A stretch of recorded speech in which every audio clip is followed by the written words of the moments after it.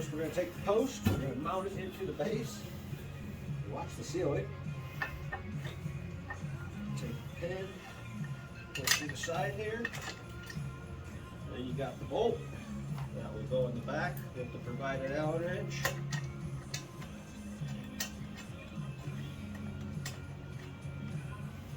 Tie that up as tight as you want it. I'll leave it loose for now. Next, we'll grab the head unit.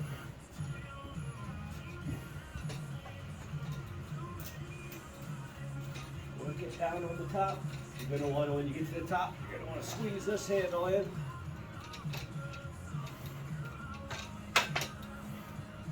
There you go. There you're on. I'm going to turn that. Undo these knobs, loosen them up, and then you can slide your generator in the back here.